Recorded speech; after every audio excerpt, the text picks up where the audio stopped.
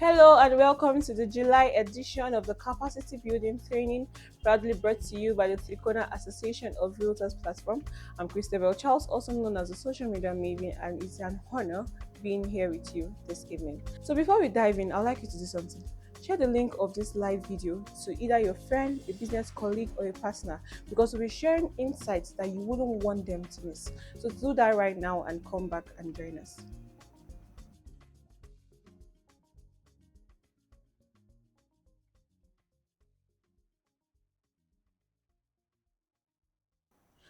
Now let's get into this month's topic, close or lose. This section will uncover the hard truths or strategies that determine whether you fall or thrive in today's competitive real estate market. Leading this session is someone who truly embodies what it means to be an elite closer and an industry leader, which is none other person than Ambassador Prince Echenwo, also known as the Sabi investor. Let me give you a little backstory of who our speaker is tonight. Ambassador Praise Echenwo is one of Nigeria's brightest young visionary entrepreneurs. He is the co-founder and CEO of Triconna Investment Limited, a brand committed to delivering transformative real estate investment solutions in the South-South region of Nigeria. A respected business strategist, sales coach, public speaker, and nature advocate, he is renowned for his emotion-driven sales mastery, closing multi-million dollar deals that have set him apart in the industry. Driven by a strong mission to educate, reform, and restructure Nigeria's real estate market, his ultimate lifelong vision is to make real estate accessible and affordable to the common man through innovative and strategic investment schemes. At his core, he is passionate about raising visionary individuals who will create real change, add value to lives, and build communities that stand as legacies for generations.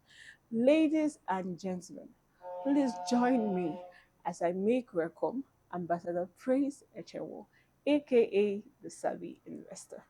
Wow.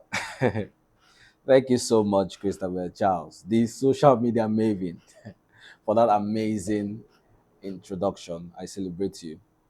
All right. It's another amazing opportunity to be here once again on this particular platform called CBT. And I want to assure you that today is going to be amazing. Tonight is going to be very impactful, very insightful. I want to urge you to get your pen and paper because we'll actually be diving into a lot of things which I think every realtor, every salesperson is going to benefit from. And you guys know how my teaching is. I don't just focus on the real estate industry because so far we've seen our analytics and we've discovered that we have a whole lot of people, industry professionals, not just the real estate market, that actually listen to this particular session and get value from it. So I'm going to have a broad perspective on the audience setup this evening. I will speak to the various industry professionals too, and definitely they're going to get something from this section. All right. So without further ado, let's get into today's session. All right. Now, just a quick recap of today's session. The topic, which I actually love so much, says close or lose. Close or lose. All right. And when I hear this topic, I, go back to my times in the real estate industry when it was very difficult closing deals. As a matter of fact, I stayed over 3 to 4 months without any deal closed. And I quickly realized that there was a science, there was a strategy to this. Yes, I knew beforehand that I had some kind of sales interest, right? I've had sales background. When I was in school, I usually sell my properties, flip this, flip that. But I really, really, when I really, really needed it into the real estate market, I was not really, you know, it wasn't as forthcoming, and I suffered a lot of drought to get clients, possibly because the product I was selling was a bit high ticket for my audience class. And then I went into deep study on the sales itself, and that's when I came across the word close. What it means to close a deal, what it means to get money in the bank from a particular transaction. And we're going to really dissect this topic, and we'll see where we move from there. We might not be able to have a lot of the time to cover everything, but definitely we'll get to somewhere. All right. So let's quickly go to the objectives of this session today. So, what's the objective from the close or lose section? First, we're going to establish the understanding of the word closing, right? We're going to understand that word, what actually is closing, and then we're going to understand who a closer is. Who exactly is this person, right? That's kind of such a delicate activity when it comes to sale. And then we'll be learning top skills and techniques every closer should possess, right? Of course, every industry and every activity needs particular technique that makes it work. We're going to be discussing that tonight, as well as in-depth look into the mindset of a closer, exactly who's a closer upstairs, right? I usually tell my mentees that closing starts from upstairs, that's you as a person, before it trickles down to the sales journey. All right. So we'll be looking at that. And obviously, we're getting question and answers. Like, the question and answer section will be dropped on the comment section. And then some of our admin or any of our admin will definitely reach out to you on that. Okay. So, right. Let's get into it. I hope you're ready. I am ready. Okay. So the first is, what is closing? You know how I teach? I like to simplify my teaching so that the least person will understand what we are saying. So let's start from the bedrocks, which is, what is closing? Now, my definition here is, closing is the act of guiding a prospect to say yes. Yes in quotes, yes in capital letter. Closing is the art of guiding. I love the word guiding so much because it shows that you are present, you are evident in this person's life, in this person's decision making. So closing is about guiding the clients to a yes, or to say yes to a solution that truly serves them, right? Another word to be highlighted there is serve. Serve. So, in a nutshell, closing is all about serving the client, because guiding is serving, right? And as a closer, you need to understand this, because a lot of people in the sales force today miss this out. They think selling, or they misplace closing with selling. They are two different things. Why selling takes care of the whole broad aspect, closing is much more specific to this particular person. You're holding the person by the hands and getting his desired results. So that is what it is, all right? And I usually tell people that closing is a win-win game, right? Like the topic say, close or lose. There's no two ways about it. It's like you close the client, you lead the client to transaction in the bank, or you lose that deal. All right. So it's extremely important. It's a win-win game. All right. Now, who exactly is a closer? Who is a closer? Who is a closer? A closer is someone that engineers the close. I repeat, a closer is someone that engineers the close. What is the work of an engineer? The work of an engineer is to create a process, to create a system that allows whatever it is the desired outcome to come to pass. That is an engineer in a nutshell. So a closer is someone that orchestrates the system, that guides you towards the system, and ensures it creates a desired result. So the result a closer should be aspiring is to get the close, to get the job done, to get the money in the account, to get the relationship set up, to get the meeting set up, all right, to get the inspection booked for the realtors out there. So a closer is exactly someone that want to play the winning game and not the losing game, all right? And a closer is someone, like I said, that engineers the close. He or she must possess the ability. Now, listen to this. He or she must possess the ability to skillfully turn opportunities, what? Opportunities into results, right? Opportunities into results by guiding the conversation, right? You're guiding the conversation. The word guidance has come back there again. So what are you doing? You're guiding the conversation, resolving doubts, that is objection handling, extremely important. And then you're securing the commitment and the confidence the client has and your product or services. Basically, you're talking about confidence gives the client clarity to make a buying decision. So it's extremely important. These are the skill sets or the things a closer have to represent for the close to happen. All right. And I usually tell people that your responsibility as a closer is to move the lead from the interested phase. Like, I'm interested in your product, I'm interested in what you're buying, be it land, be it hairs, be it whatever it is you're selling on the market. Are you a chef? Whatever it is, you are a closer. It all starts with someone portraying the deal to the person, letting it basically to sell the importance of why he needs that, and then after gaining the person interest down to when the decision is being made, or the phase the decision is being made. All right. So it's extremely important. Okay. And for those of you that don't know, I'm going to state it out there. Businesses, organizations, brands are looking for who to sell their product or services advantageously. So that is to say, closers are always in demand. They are always in demand in the market. Every business owner wants to sell. Every business owner wants to increase their number, increase their output. So you hear in the real estate sector, you know that one of the priorities of every business owner is to get realtors.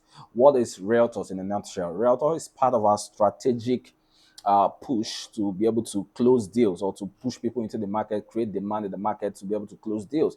That is it, right? And every other thing follows suit, obviously. But the main goal there is to recruit closers that are in line with this community that are able to sell our properties, right? And as well as we give value to them while they do so. So it's extremely important. So organizations are always looking for them. And there's something also I've noticed in every organization, closers are the highest earners. Listen, every organization, closers are the highest earners. There's always an avenue for people in the closing department to earn higher because you're talking about commission, you're talking about incentives, and so on and so forth. All right. Secondly, I have also discovered that closers are respected when it comes to the organizational structure. You can't, as a CEO and MD, you can't be closing deals for me and you're in my organization and you will not be noticed. Obviously, there's some level of respect that will be given to you. I give you an example. When I was a realtor in the market, I still consider myself a realtor anyway. But when I was a realtor in the market, pushing different deals, I served so much that I got noticed. There was a point I was always closing every Saturday, even more than the staffs in these companies. And immediately I was noticed. I was, given some certain level of incentives, some certain level of favors. So it's the same thing, right? When it comes to putting much more effort into this. And lastly, closers earn more commission than their base salary. Check it out there. They earn more commission. They earn more commission. Me, preferably, I even like to close deals and get a commission more than my base salary. There are some people in my organization that earn 4 or 5 times the amount of money that is agreed as their base salary. Why? Because they are what? They are closers. It's extremely important. So if you don't close, your opportunity to be significant will definitely be what? Be closed up. So it's important you understand this. All right. Now let's look at some key points before we go into the techniques and the skill sets needed to possess this level of results from a closer. All right. The first one is when you actually look deep, you'll discover that closing is a cause, right? I repeat that. When you look deep at the sales structure, okay, look at sales in general. Um, there are certain things that you're going to do to make the sales, in quote, successful. There are certain activities that you are required to do to make the sales successful.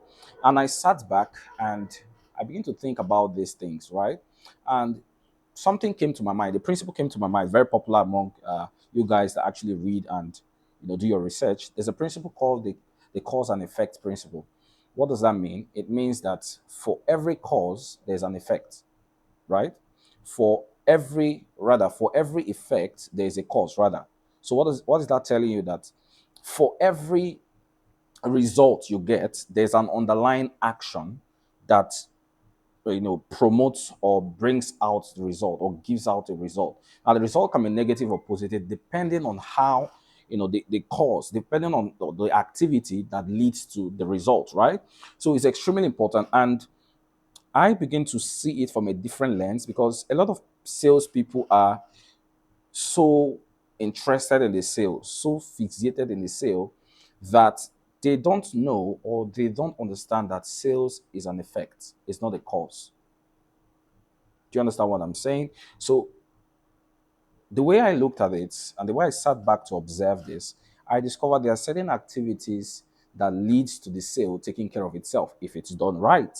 And I looked at everything and I saw that closing in itself is a cause, is an activity that leads to the sale. And if done right, the sales will take care of itself. Now, let me give you an example. Same thing with your media. Media is very popular these days. Social media is very popular. If you do the right thing, if you get it right, the sale is going to take care of itself. Why? Because you're getting the attention of the market. The next is you're looking at your ad copies, you're looking at your urgency, exactly how are you pushing your formal marketing and all that. All these are causes. And if you can handle this properly, if you can, get your sales pitch ready, if you have a structure for sales, if you have a very good marketing funnel and all these, necessary activities, if you do them right, sales will take care of itself. And then that is what we are looking at. So we are looking at the cause. We want to handle closing as a cause. And if we get it right, we'll definitely see a huge output in our savings, or in our sales rather, right? Okay, so there's a quote I usually use a lot, which says closing is 20% of sales, but 100% of the result. In the sense that no matter what you do to sell to somebody, you will always rely on closing or rely on an activity that is regarded as closing to be able to get the money in the bank. It's very important. So it's kind of like parts and parcel, and you want to make sure that all the activities we are talking about today is implemented. Okay. Now, some of the key points in closes I would also like to share with you is I usually tell people that the two most important days or the two most important thing in a closer's life is the day the lead comes to his hands and the day the lead is closed. That is why I said the topic is close or lose. Those are the only thing. There's no choice. There's no plan B. Is either the client buys or the client does not buy, right? And I see a lot of people, saying, okay, the client came in, he was so interested, yada, yada, yada. All those things don't matter. The most important thing is the money in the bank. If you're not able to close the client, if you're not able to move the client from interested to buying stage, it's a wasted effort, right? Wasted effort is extremely important. So as a business owner, you need to stop selling and start closing. I told you, selling is the effect, closing is the cause. You need to start closing people, right? You need to start closing people on their dreams. You need to start closing people on their expected results. That is how you close. That is how you close. Now, I'm going to give us five principles for effective closing. Five principles for effective closing. Now, these are some of the laws I have researched. These are some of the principles I've researched all around the internet, and I've been able to apply them into my strategy, my closing strategy, and it has really, really helped me out. This normally is supposed to be a paid event or supposed to be a paid knowledge, but I'm willing to give it to you for free. So get your pen and paper is extremely important. You get this down, right? Now, the first principle is selling is hard because you're focusing on selling instead of helping. I repeat, selling is hard because you're focusing on selling instead of what? Helping. Now, one of the one of the important, you know, responsibility of a closer is to help. And I said something about guiding. Guiding is helping. So your responsibility as a closer is to help the person first. Can we just forget about the profit first? Can we forget about the commission, right? At the end of the day, it is people that pay commission. Commission doesn't fall from heaven, right? It's when you satisfy people, be it your client, be it the company you are working with, then the commission, comes to your bank account. So why don't we isolate the profit first and focus on the client itself? Please the client, right? Like I usually say, please the client. Why don't you please this person that's about to release money into your hands? How do you please him? By educating him. Help him out. You are a consultant, you are a realtor. You want to sell land to somebody. You need to educate your person or your prospect why it is important to buy land. Give him value through education first and watch the money comes to you. A lot of people are so carried away with the commission they're about to get that they miss necessary strategies. You need to go back to your drawing board. How exactly? Look at all the deals you have lost. You will find out that you were so fixated on helping, on selling to them. You're releasing all, you're talking. You want to get all the information out. You're presenting. You're stuck in the presenting stage. You're always talking. You're not listening to them. Nothing. You're not carrying them along. You're all there. Your voice is higher than them. You're so desperate to get the close, and then clients can sense desperation, and then you forget to help them out or actually get the deal done. And this is how you lose the deal. All right. So it's all about helping people. You're helping people to get a desired result. It's important. Selling or the game of closing is about helping people get that particular result they're expecting. And the second law is people don't buy for your own reason, they buy for their own reason. They buy for their own reason. I mean, let's look at it through this perspective, right? I want to buy a land. I'm not buying the land because you want to gain commission. I'm buying the land because I want legacy for my children. I want something to rely on in the next few years. I actually want to move from point A to point B. I want option as a person because land gives you option, right? Land is going to give you option in the sense that in the next few years, if you want to do carry out agricultural project, you have a land for that. Want to carry out commercial activity, you have a land for that. If you want to really carry out even residential purposes, the land is available. It's an opportunity. So this is the reason I'm buying from you, right? This is the reason I want to get this land. Clients are future proofing their life, right? They want to live life on their own terms. They want to be able to ascertain this certain lifestyle after being a government worker, after being a civil servant, after teaching for years. That is their reason. So they're not buying because you have the money, or they're not buying because you want the money. So it's extremely important. This is the line a lot of realtors struggle with. So they're not buying for your own reason. And so also, and that it means you need to start listening to them. You need to do more of listening. You need to do more of one-on-one conversation with these people to be able to understand their pain points and know how to sell them. That is the goal. So if you don't listen to them, you can't get the reason why they're buying. All right. I hope this is clear because it's a challenge I see in so many realtors that we are hoping that people will be able to correct to be able to scale further in the sales business. Okay.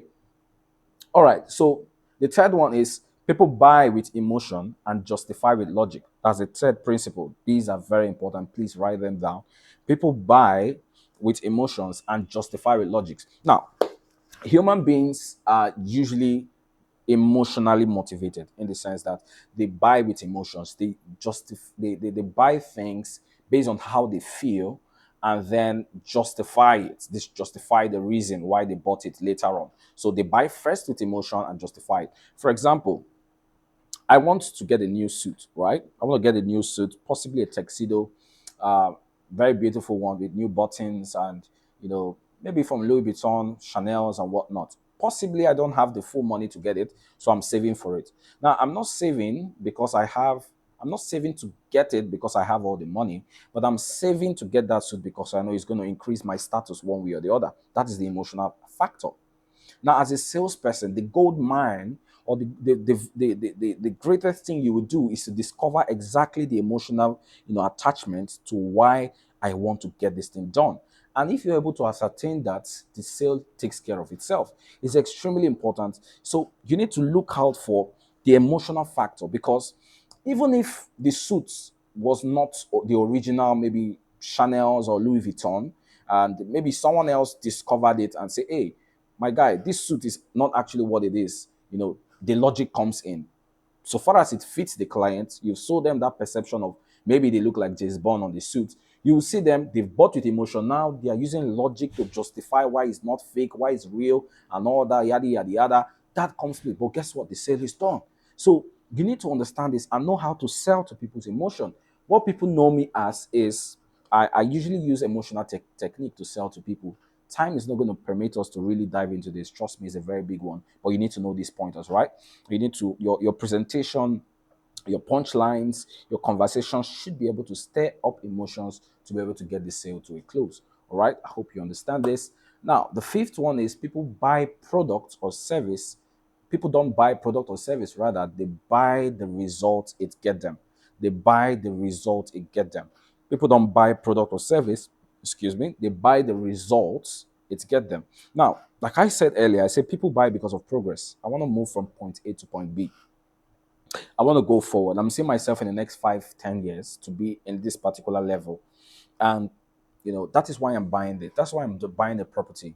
I want to buy hair from this particular vendor because I want to upgrade my status, right? I want to feel among, even if I'm not there yet, but My outward appearance as a lady can really attract good things to me. That is why I'm getting this done.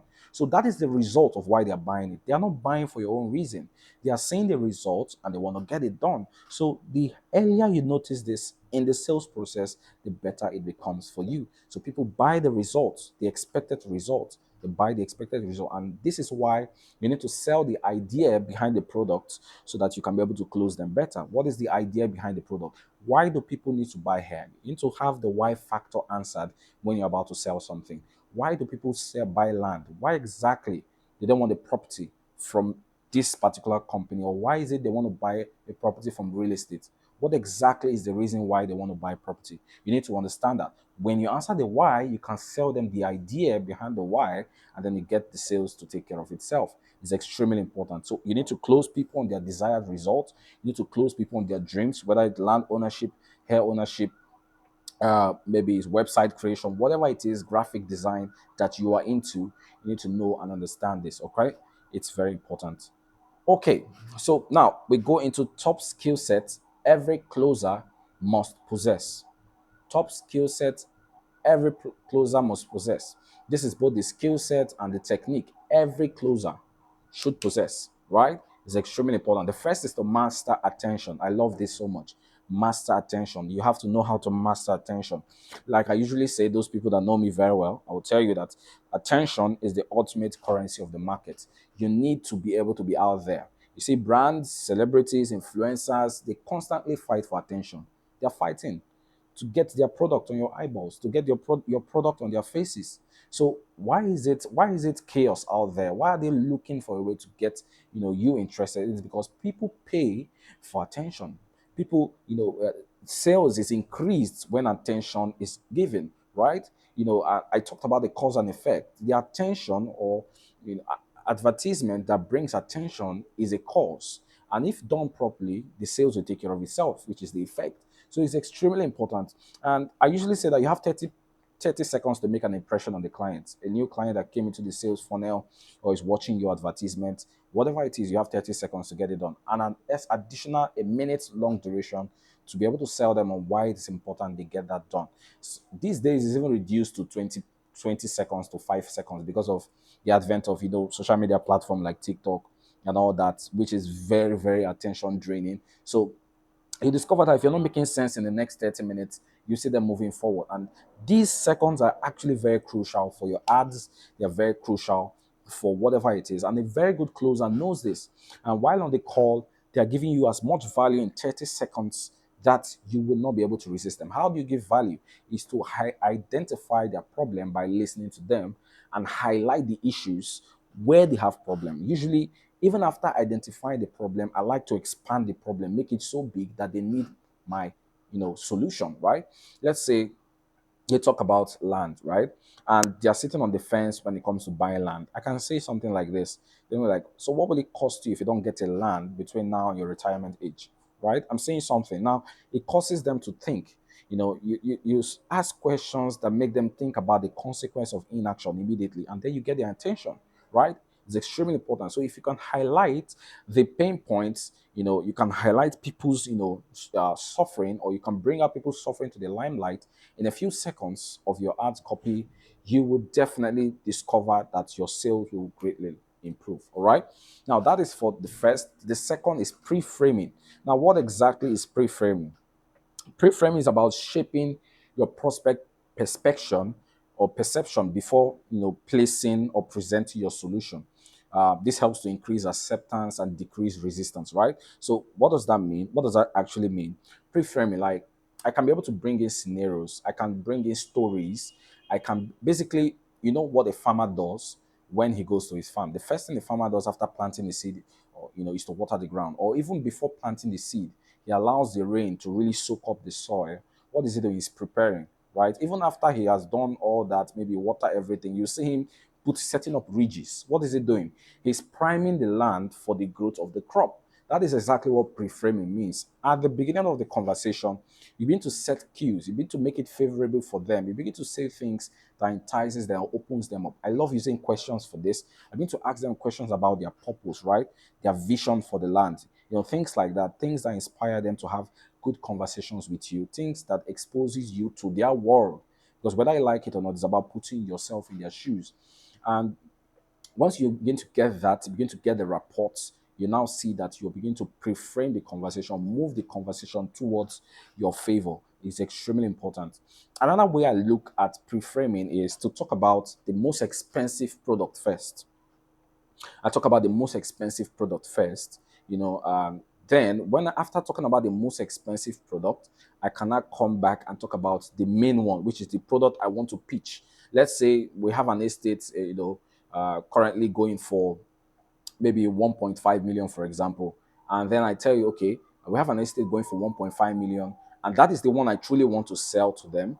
But we have another one going for 1.6 million. I might start with the one of 1.6, you know, tell you how expensive this is. So when I introduce the lesser one, it doesn't feel like you have a burden. It feels okay. It feels like the best solution to that. That is also a way of me preparing the conversation. I alone as a salesperson know what I want to present, but I can start with the least unfortunate one. So when I introduce the better one, it sounds much more better. It gives it much more, I call it the earthquake kind of response, right? It feels like a no-brainer. Okay, another strategy, if you want to flip it, you can start with the better ones. Basically, you can start with telling them the better lands, the one that is better and all that. Then you're not casually throw in the bad side, in the sense that, okay, we have lands for land banking, 1.6 million, 1.5 million. You're talking so much about it, how it's important, then just casually throw in, we have another place selling for 3 million and still land banking. You may or may not like it, just putting it there. And then what are you doing? You're already pre-framing the atmosphere that it's better to choose that without even telling them. All these are all pre-framing secret. You need to have these in your arsenal as a salesperson before the conversation starts. Okay. Now we'll leave it at that, and you can go on your own and search more about that so that we don't exhaust our time. All right. The next strategy is anchoring, which is number three. What do I mean by anchoring? Anchoring is a psychological principle used in sales negotiation where the first information presented, usually a price or value, sets a mental reference point for everything that follows. For example, or let me even simplify that definition before I give you example. It means setting benchmark or starting point in your prospect mind that influences how they perceive the value or cost of your offering. So that particular price you tell them the first time anchors them there. Let me give you an example. Let's say the estate is valued at maybe 10 million naira because of the ongoing promo that we're having. You can say, but just for today, it will be going for 7 million. What have you done? You've anchored them at 10 million naira, and then you're giving them a promo price. You see it a lot in estate flyers where they see slash. That is the anchoring. That's what the price is, and then they're able to have a mental picture to size exactly what the promo or what the benefit they're standing to get in seconds. And then that helps them to make a buying decision. Remember, confusion is an enemy of sales. Confusion. Let's say if I go into a supermarket and there are so many options for me, right? As a business owner, you don't want them to be so many options. You want to be able to limit their buying decision to a particular, product you want to sell, right? And that is where anchoring comes in. You show them the difference in perspective, and then you guide them towards the buying decision. Okay. Another example, which I call, like, the first one was the price anchoring strategy. This second one is what I call, comparative anchoring, is where most properties that sell for 12 million, you can say most properties that sell for 12 million is but our own property sells for, let's say, 8.5 million. I don't know if you understand this. Maybe you can say, all right, this particular place, if you look at the market today, this land originally sells for 11 million, 12 million naira, but because of whatever reason you want to sell them at, you're selling at this particular price. That is still part of anchoring. Remember, the last one was like price anchoring. The second one is what? Comparative anchoring. So it's extremely important. Why is this powerful? Because people rarely judge value in isolation.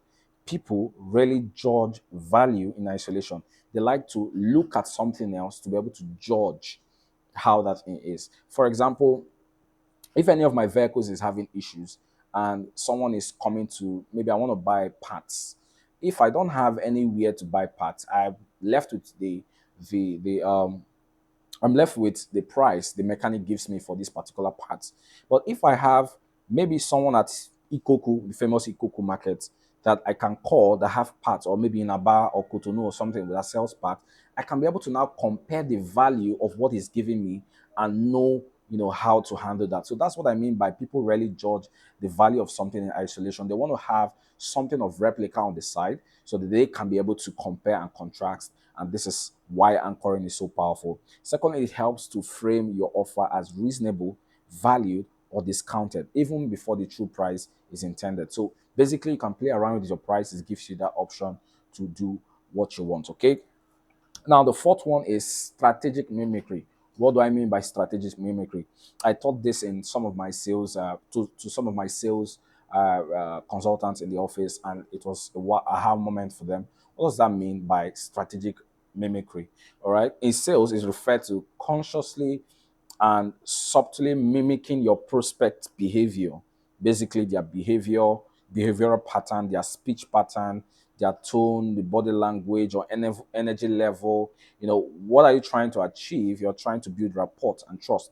For example, most salespeople end up in the one-on-one conversations, or will end up in one-on-one conversations with the sales consultant and the buyer. And what happens? You guys have a conversation. So when the person is sitting opposite you, he'll be giving you some conversational cues, right? Maybe if he's using his hands, if he's expressive, you also use your hands subtly in a way that he doesn't know you're mimicking him, right? Maybe he's sitting down in a particular position. You can subtly mimic him. Maybe he's saying something that maybe he's using a high pitch, a friendly pitch, a friendly pattern. You immediately follow that. Those of us that like using pigeon, you don't start using pigeon when he has not started. Depend on the atmosphere of the whole thing. If he's using pigeon, follow him, right? If he's using a high pitch, follow him. If he seems professional, follow him, right? The goal is to mimic them to be able to, get that trust, because people trust people that they're close to, or people they feel they see themselves into. And that is the mirroring effect. That's what I mean by mirroring effect. You begin to mirror them, they begin to see themselves in you, they begin to see you as somebody that is with them, is standing with them, is in the same shoes with them.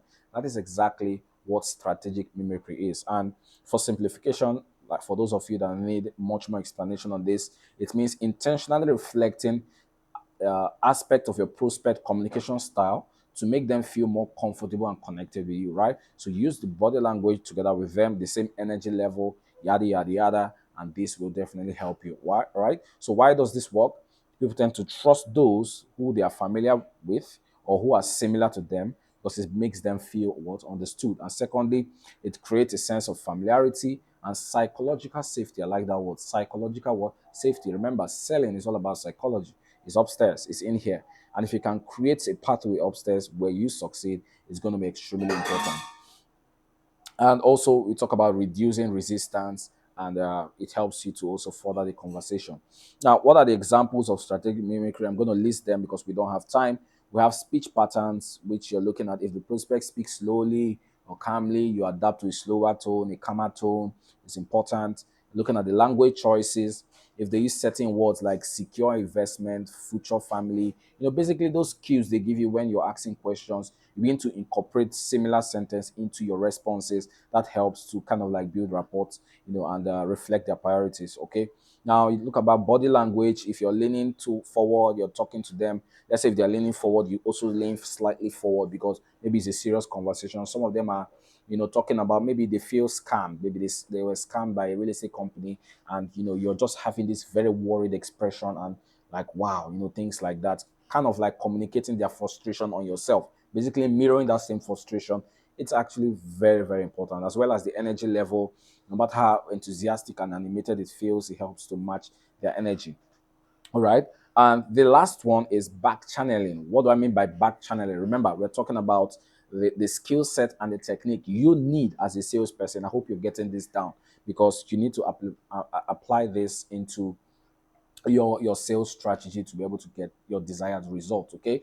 So back channeling refers to verbal and non-verbal cues listeners give during conversation to show and actively to show they are actively listening and engaged without interrupting the speaker's flow. For what does that mean? I give you an example. If I'm speaking with, maybe, like I said, every salesperson will end up in a one-on-one conversation with your prospect at the end of the day after all the calls are done, and we're having a very good conversation. I begin to give you various conversation cues like, that's right, okay, I see, something like, exactly. You're nodding your head. Okay, I understand. Oh, wow. Things like that. These are basically very positive conversation cues that enables your client to keep talking, keep being expressive. Remember, when you're agreeing with someone by just a simple nod, it greatly improves your chances of closing the deal, right? You want to be in agreement with your clients, right? This is the way to close the deal. So sending out positive conversation cues enables them to keep talking. And like I usually say, when your client is singing, that is the best position to be. Singing in the sense they are talking, you're listening 80% of the time, and then you're imputing 20%. They are talking 80% of the time, and you are listening 20%. You are talking 20% of the time, all right? It's important. So why is this powerful in sales? It shows active listening, builds trust and rapport, encourages the prospect to open up more, makes them feel heard, valued, and understood. Makes them what? Feel highlighted, valued, highlighted, heard, valued, and understood rather, highlighted too. Is important. So that is because of our time. I'm going to leave us with this five. Or okay, let me add one more because I think is a mistake a lot of people usually face. I know I said this at the beginning of this session, but you have to, and I just said it now anyway. So I mean, listening, less talking, more listening, right? Less talking, more listening. You need to listen to them, listen to their pain points. I mean, how do you sell to them if you are not able to listen to them? I just put it very plain. Listening is the gateway to closing, right? Because the closing needs to guide people, right? I can't help you if I don't understand the pain, if I don't understand where you are right now, right? Imagine uh, let's say someone is stuck maybe in a trap or something like that. Maybe he's hanging through a thread on by the side of a rock or whatever, right? One of the things I need to understand is, is how do I pull you up? How do you get in here? How do you do this? I'm asking questions. How do I pull you? Are you hot or something? I'm asking to understand his situation before I help, right? So for a guide, for you to give, for you to successfully guide someone, you have to listen to them, right? You have to understand their pain points and definitely, definitely work towards getting it solved. Okay. So if you want to close more, listen more. You can't lead someone to a decision confidently if you haven't understood where they are, what they want, and what's holding them back. I'll read that again. You can't lead someone to a decision, a buying decision, a quote, confidently if you haven't understood where they are, what they want, and what's holding them back. So, why is it crucial? It uncovers the true needs, desires of people, it builds reports, it reveals hidden objection. Now, one of the problem a lot of salespeople face, or the embargo a lot of salespeople face, is handling objection. What differentiates a sophisticated closer with an ordinary closer is the rate at which he handles objection. Because believe you me, for you to be a salesperson, or if you're in the sales department, or if you're a closer, you will definitely experience objections. Okay. And it is extremely important that if you listen attentively, you can catch subtle cues, doubt, fears that might not be heard, or you might not hear there. They might not actively tell you upfront, but then you can be able to address them before it comes, or even address them why they are, they're objecting your sales, efforts, right? And talk about allowed tailored solution. What do I mean by allowed tailored solution? You can't project solution without listening, without guiding them. I like to use this example. For example, in the hospital, any doctor that want to prescribe drugs to you without, listening, without having a conversation, that that particular activity is going to go to naught. Why? Because he has not listened to you, right? He has not understood your pain, where it's being affected in your body and all that, and then he wants to just give you drugs. No, it doesn't work that way. He needs to understand your age, your weight, your all this, your history, health history, or what is all those things saying, so that he can give you a tailored what solution that is personalized toward you. And that's why medical professionals recommend you use this particular drug for one person. You don't use one drug for several people. Why? Is because this drug has been what prescribed and tailored to you, prescription without diagnosis is manipulation. It's extremely important. Okay. So, and lastly, to position yourself as a trusted advisor, not just as a salesperson. To position yourself as a trusted advisor, not just as a what? As a salesperson. Okay. We are almost at the end. I will just give you the mindset of the closer or mindset of a closer, and we will end this section right here. So I hope we're ready. I hope we're ready. Let us take a short break before we start.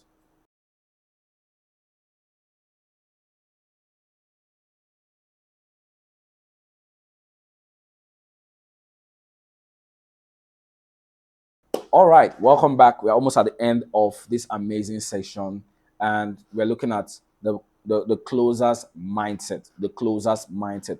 What exactly is the closer's mindset? Basically, these are the things a closer needs or a closer understand before going into battle. What's the battle? The battle of sales. All right. And the first thing is a closer does not fear rejection. Is rejection going to be felt by a closer? Closers are human beings behind the marks. So, yes, you're going to definitely face rejection. But there's a quote I heard from a very, very, very popular, or possibly one of people I see as my mentors. And he said something, one of his training session, personal training session, actually. And he says, rejection does not exist. And that word has always stuck with me. And even if I know I can visibly feel rejection, sometimes whenever I pick up the phone, somebody say, "You guys are scammers. I don't want to buy. Get out." Bam, and they're done. But that quote has always stuck with me. Rejection does not exist. Not necessarily because rejection does not exist, but because it's that quote is trying to pre-frame you that you can overcome all rejection with more what effort. You can do better. So if you have the mindset that even if you're being rejected now, you're going to definitely be accepted in a few 2, 3, 4, 5, 10 calls away, definitely you're on the right track. Because guess what? Even the highest sophisticated closer, people like Grant Cardone, still receive rejection up to today, right? So it's extremely important. So a closer, you know, feels, or does not fear what? Rejection. I'll leave it at there because of our time. The next is a closer challenges objection. The closer or a closer challenges objection. I told you, the game of solving objection is always a consistent battle every salesperson will definitely face, all right? And how you handle those objections determine the level of your progress in that sales journey, all right? This is not an object how to handle objection class, but maybe subsequent CBT session, one of our speakers or possibly me will definitely go into this, but you need to be handling objection. I'll get back to you. Let me speak to my wife. I'm not really ready now. I'll be ready next week by the end of the month. All these are all objections, and how do you handle them is what keeps you, as an A player in the market. Okay. Now the next is a closer is result oriented. They are goal getters. They're gonna get this done. That is the mindset of a closer. I want to close this deal. I'm expecting this result. They give themselves targets and try to pass this target. Most times, let's say in our organization, we look at monthly 50 million, 100 million, 150 million, depend on each estate. And then we are saying, okay, this is what we want to get every month. A closer is going to set his own personal target, or maybe if it's 150 million, he want to get 170 million. She always aspire to be better, and they are very much result oriented. No need to give excuses. No need to. There should be no laxity. Yes, is the economy bad? Yes. Are people buying properties? Yes. Will you give up? No. Right? You need to get it done. Get it done. Be very result oriented. That is how you get to your A game. Okay. And the fourth one is a closer is optimistic in all solution. They're optimistic. They're not pessimistic, right? There's what we call assumptive closing when it comes to questions. You begin to ask them questions, a positive questions on how they're going to feel after the deal is done, even when it's not done, right? So you begin to assume they have bought the property. You ask them questions that keep them in the feeling they have bought this property. So let's say you've bought this property, Mr. John. What do you think is going to do for you in the next 5 years when you're about to develop? Maybe he's 50 years. He says, okay, Mr. John, you're 50 years. I know you want to sit back and relax and enjoy time with your family. Let's say you're buying this property for how cheap it is. What do you think, or what experience, or what feeling are you going to get in the next 10 years with this property in your name?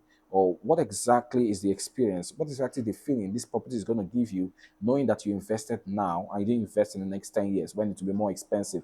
How would that feeling be for you? That you were able to now build your dream property on this land. What is it for you? What are you doing? You're being optimistic. You're being optimistic, right?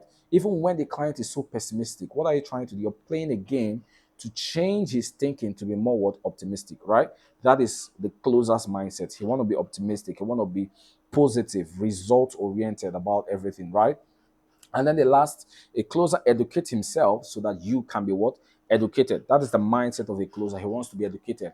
He wants to know more. He wants to get more because the more he knows, the better he closes. It's important. So he educates himself so you can be educated.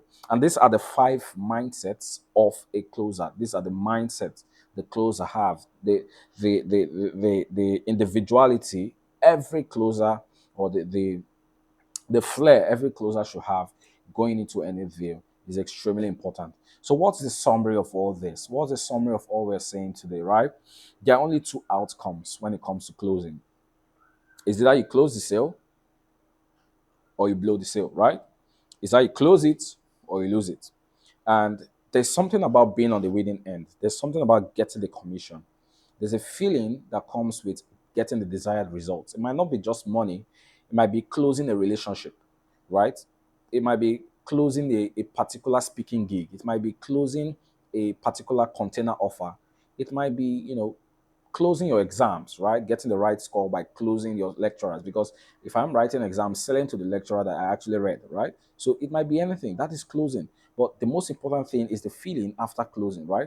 And if you're able to put all these techniques, all these things into practice, however short it is, if you're able to put these into practice, you are bound to make more sales, right? So it's extremely important putting all this with package this session for you free of charge. Normally, this thing is supposed to cost a lot. I know we proofread into so many of these things. If we had time, we would have given examples and so on and so forth. But it's extremely important that we need to know this. And then as a closer, of course, you're focusing on lead generation, lead conversion, lead retention, and all that. These are some of the sophisticated things we will definitely learn in the near future. I hope to have you in such an exalted platform. Bet me, the capacity building section is going to grow only bigger. And those people on our platform definitely you're going to get more value from this session. We have other guests. I'm speaking to you now as the CEO. I'm not the speaker for this event. We have a lot of big guests we have on the pipeline. I will keep unveiling them every month. Same time, last Thursday of every month. And I wish you the very best. Christabel Charles, thank you for having me. I hope everyone got value. Remember to drop your questions in the comment section. Cheers. Wow, what an incredible session we've had this evening. Thank you so much, Ambassador Praise Echenwo, for being here with us this evening. Thank you for the powerful insights you've shared with us. We are really, really grateful. To everyone who joined, we truly appreciate your presence. Thank you for being here. But I have something for you before you go. Remember, this session was brought to you by the Triconna Association of Realtors platform, a platform that has been set aside to help realtors grow in this competitive real estate market. So, and we have an opportunity for you to be part of us. Join a community where your growth isn't just expected, it is possible. A link has been dropped in the chat box right now. Do also click it, fill the form, and join the community. We are waiting for you. Until next time, keep growing, keep closing, and keep building a better real estate business. I'm Christabel Charles, also known as the social media maven, and this was the July edition of the Capacity Building Training. Thank you for being here this evening. See you next time.